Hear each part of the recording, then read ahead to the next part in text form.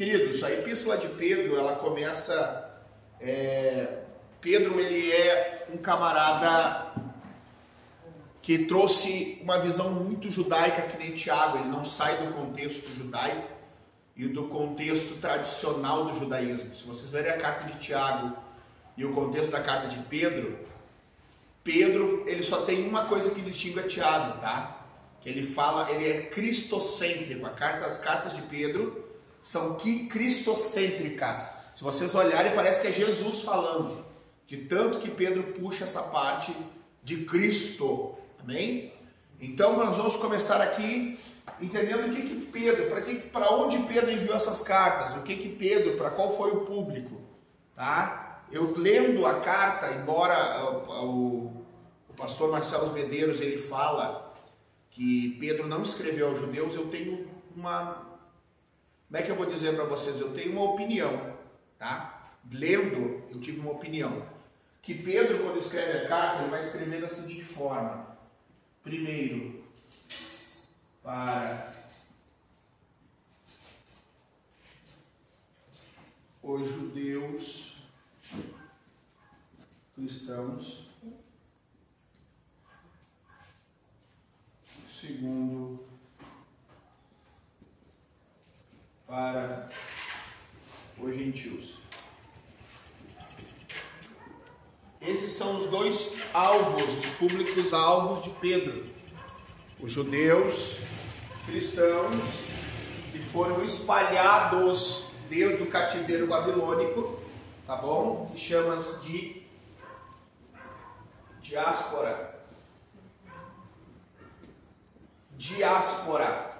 Nós já falamos sobre isso, tá? Que são aqueles judeus que foram espalhados pelo mundo. Então Pedro, assim como Tiago, se preocupa com essa diáspora, em trazer um estudo, ou este evangelho que mudou as vossas vidas, as vidas deles, para estes judeus cristãos que se converteram, né? E não tinham, ou alguns que só ouviram falar do evangelho e não tinham noção do que era. E segundo, para os gentios. Nós vamos aprender o porquê dos gentios.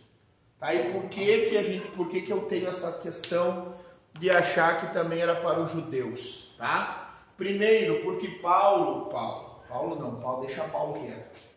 Primeiro, porque Pedro, ele fala sobre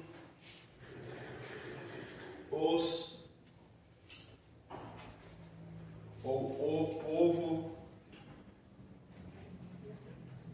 eleito, tá? Quando fala de povo eleito, eles estão praticamente, os judeus, nós já ouvimos isso, né? Que o judeu se considerava exclusivamente o povo eleito da salvação ou para a salvação. Então, quando nós lemos na carta de Pedro ali que ele fala a vocês os eleitos, ele está focando nesses judeus da diáspora. Eles estão dizendo, olha, vocês agora que são os eleitos de Deus, não para a perdição, mas para a salvação em Cristo. Eles estão falando então desses judeus que se converteram, que não tinham uma noção ainda, tá? Mas que possivelmente precisavam conhecer as doutrinas do Evangelho. E por que os gentios?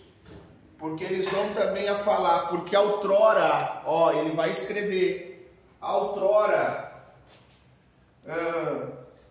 não era um povo santo, mas agora sois. É isso que está na carta de Pedro. Por isso que nós temos essa opinião, e eu tenho essa opinião, que quando ele fala de eleitos, ele está dizendo, vocês povo judeu, vocês que estão espalhados pelo mundo, vocês que têm a aliança de Abraão e a escolha de Deus, e a vocês, gentios, que não eram povo, que não participavam dessa salvação, que antes de Cristo não tinha esse elo e essa aliança de salvação com Deus, por Cristo agora sois povo santo. Amém? Então, irmão, quando alguém perguntar para quem foi escrito as cartas de Pedro, pode dizer a minha opinião, tá? que uns para judeus cristãos, ou para os judeus que é onde chegasse essa carta, e para os gentios. Amém? Vamos lá então, que aqui é mais rápido, porque não vai bater muito na... Nós vamos passar algumas partes, que aqui é muita enrolação essa parte aqui, nessa primeira. Eu não gosto de livro enrolado. Não gosto mesmo, coisas que eu não gosto de enrolação. Então, irmãos, continuando,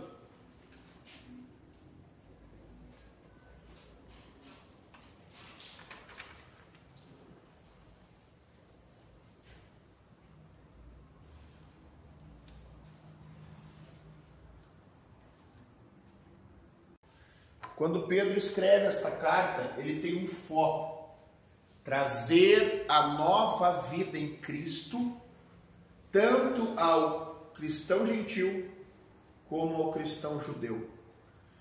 Pedro escreve, nós nascemos, né? E vocês vão ver que Pedro vai falar, nós vamos também trazer, ele vai falar muito sobre a ressurreição de Cristo e vai trazer essa ressurreição a nós como uma nova vida em Cristo. Para o judeu, ele vai dizer: não vivam mais na lei. Para o gentil,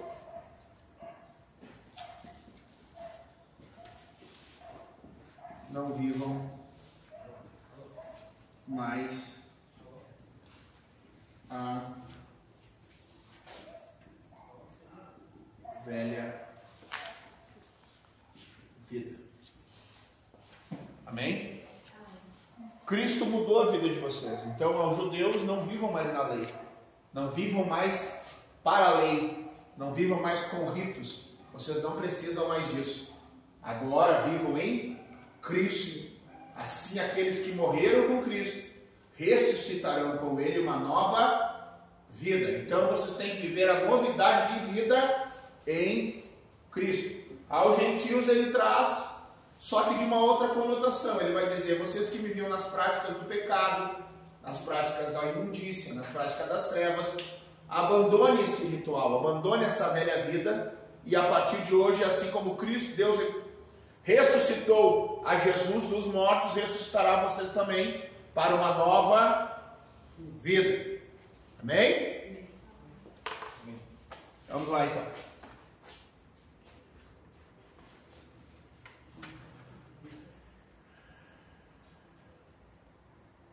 O estilo da carta de Pedro. Pedro, ele vai usar, irmão, eu volto a dizer para vocês, Pedro, assim como Tiago, eles são bem diferentes das cartas paulinas, embora os três sejam judeus, tá? Enquanto Paulo se preocupou em trazer uma doutrina para gentios, Pedro e Tiago, né, que são os mais expressivos, João, procuraram se apregar aos judeus, tá? Eles ainda tinham algumas coisinhas que depois foi discutido com Paulo ali, em um concílio, que Paulo fala: Pedro, abre a tua mente, Jesus é mais do que o judeu foi cortado, agora eles negaram a Cristo, poucos aceitaram, vamos embora, vamos para frente, olhe para o mundo, Jesus abriu a porta da salvação a todos nós.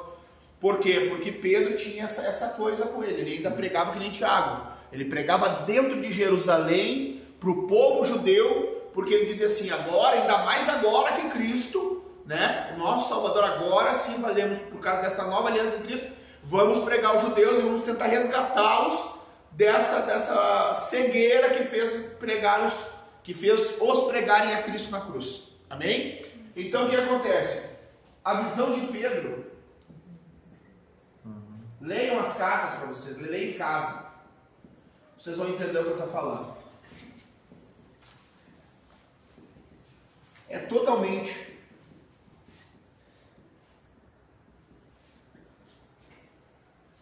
judaica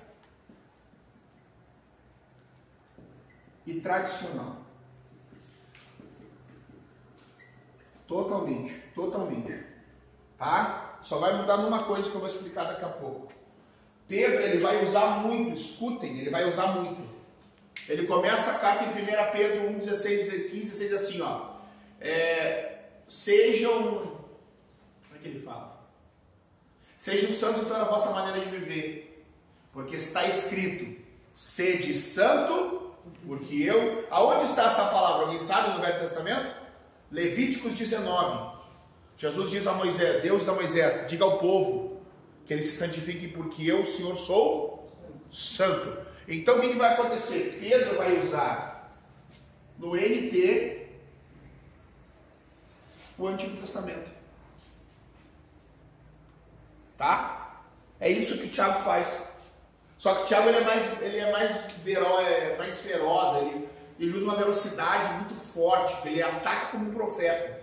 Ele acusa que nem um profeta. Pedro, ele já, embora seja mais truculentão assim, ele procura focar Cristo, mas ele dá-lhe umas lanhadas, tá? E aonde ele lanha? Ele diz assim, ó, a Bíblia não mudou. Vocês acham que só porque a gente aceitou... Jesus é o mesmo, ele não veio revogar nenhuma palavra, ele veio cumprir a lei. Então não veio com essa que agora, porque eu aceitei Jesus, não tem que cumprir a palavra. A palavra do velho é a mesma do novo. Amém? Então Pedro vai usar essa visão. Ele vai trazer a cultura, a tradição e o que ele conhecia no Novo Testamento.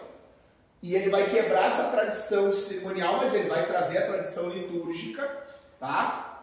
Que santidade ainda é santidade, pecado ainda é pecado, Deus ainda é santo, Jesus Cristo é poderoso. Então ele não muda nisso, tá? Então o que Paulo está fazendo?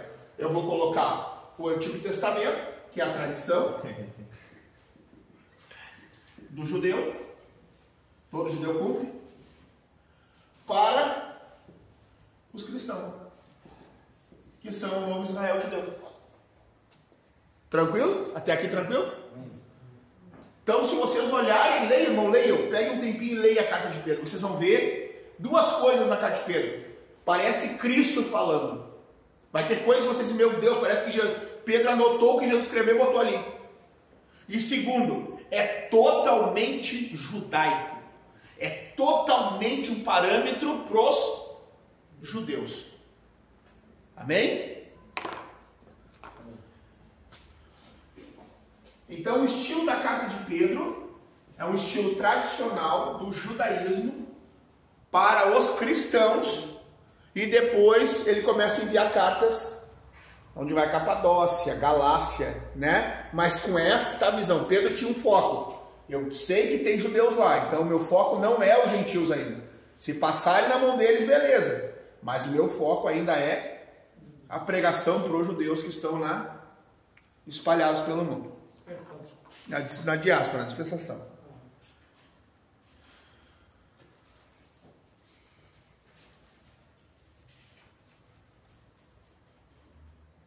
Ó, é que nem eu disse. Não mudou. A mesma coisa que os patriarcas e os profetas falavam, Pedro está falando no Novo Testamento. Então ele está dizendo uma nova aliança. Quando fala de nova aliança, o judeu já está entendendo. Eu tinha uma aliança, tenho uma aliança. Opa, quem é essa nova aliança? É de Cristo, o Meshirá de Israel, que nos fez uma aliança, morreu por nós. Então ele traz esse parâmetro por quê? Porque o judeu não vai entender outra língua, irmão. Ele não vai entender de uma outra forma que nem Paulo. Se você olhar a carta de Paulo, se Paulo entrasse rasgando no judeu como ele entrou nos gentios, os caras iam matar ele. Quase mataram. Porque assim, a linguagem do judeu ela é bem diferente. Ela traz um contexto que vem lá de trás, vem lá dos patriarcas, dos profetas, dos escribas. Então Pedro pegou isso que ele aprendeu e trouxe agora com a graça para ensinar a igreja e aonde chegasse as suas cartas. Amém?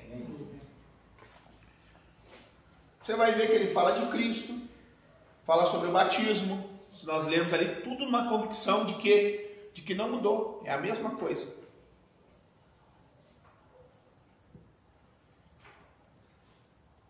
Outra coisa que é estilo da carta de Pedro que eu falo para vocês, é isso aqui, ó.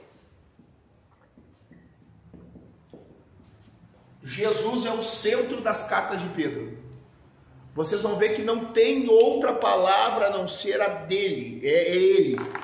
Fala dele, fala do seu martírio, fala da ressurreição, fala da sua excelência, fala do seu sofrimento.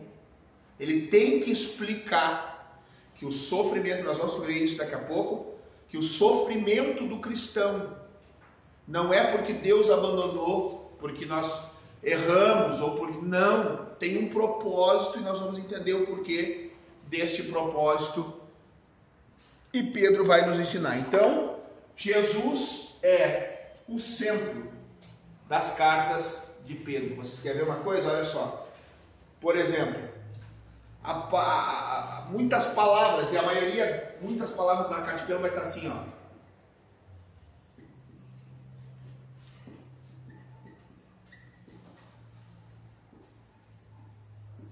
Onde é quem mais falou isso além de Pedro?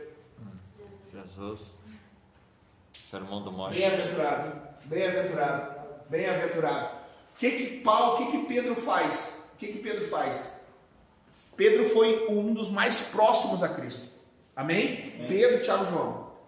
Vocês podem ver que as cartas de quem é próximo, é como o que ele fez? Ele pegou tudo que ele absorveu de Cristo, tudo que ele observou, o que ele olhou, o que Cristo falou, as partes que Cristo sentava com eles e conversava em secreto. Tem coisas que chamavam, lembra? Eu chamava de segunda parte, chamava de segunda parte. Em que acontece? Ele pegou tudo que ele aprendeu como uma esponja e ele largou na sua carta. Então praticamente tudo que ele aprendeu, que ele lembrou de que Jesus falou, ele usou agora de uma forma doutrinária. Ele não usou dele. Ele não falou eu acho. Ele não usou que nem Paulo. Paulo disse assim, ó, a mim vos digo, porque Paulo não conheceu a Cristo, pelo menos corporeamente, tá?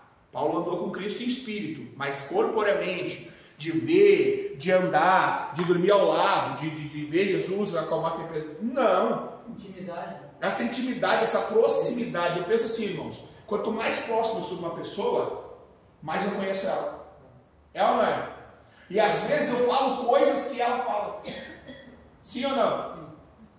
Né? Por exemplo, tem hábitos, por exemplo, na nossa própria família. Tá?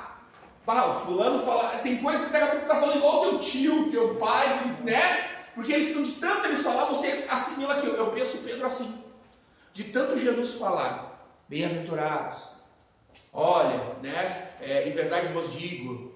Então, Pedro, de tanto ouvir, ele gravou, ele assimilou isso. E o que ele faz? De tanto estar impregnado nele, ele não fala mais nele, ele não consegue falar mais nele. Porque o que ele aprendeu? A vida toda ele andou, a vida toda, os 3 anos e meio que ele andou com Cristo foi a vida toda.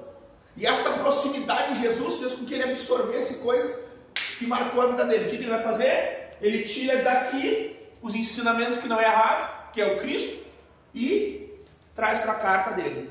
Então quando vocês lerem a carta de Pedro, volta a dizer, meu Deus, será que não é Jesus escrevendo aqui? E é isso que há muita controvérsia nas cartas de Pedro. Será que foi Pedro que escreveu? Será que realmente foi? Porque tem coisas que, mas parece que não é ele. Por quê? Por causa dessa questão. Ele tirou dele, ele preferiu não falar a questão dele, a opinião dele, mas quando tinha um assunto forte, ele dizia, mas Cristo. Ou usava a palavra de vós sois bem-aventurados, porque ele sabia que Cristo falava a verdade, era o centro da verdade. Então, usando as palavras de Cristo, não ia errar. Amém? Então, o primeiro estilo, totalmente judaico, que ele adaptou o Velho Testamento, trouxe o que ele conhecia para o Novo, né? E segundo, é totalmente cristocêntrico. Se não é um dos mais cristocêntricos do Novo Testamento, fora os evangelhos, tá? Nessa questão de carta, é o de Pedro.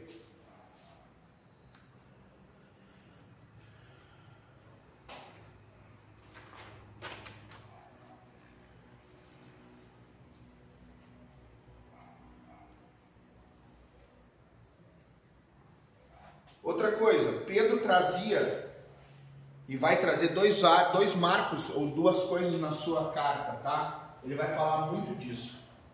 E sobre isso aí, quem quiser escrever, que escreva, que de repente vai cair na prova. Tá? Ele vai trazer 2 coisas constantemente, tá? Isso vem direto, ele vai falar direto, desde o começo até o final das cartas. Primeiro, ele fala muito de vida. E esta vida não é a vida do ser humano, não. É a vida com parâmetros de vida cristã. Tá? Pedro traz muito disso. Ele vai falar muito sobre vida cristã. Como andar, como falar, questão da santidade, como se portar, como no meio de sofrimentos você ter uma vida cristã. Então, primeira coisa que Pedro vai marcar muito a carta de Pedro é vida. Amém? Mas com o foco de vida transformada, vida cristã. Segundo,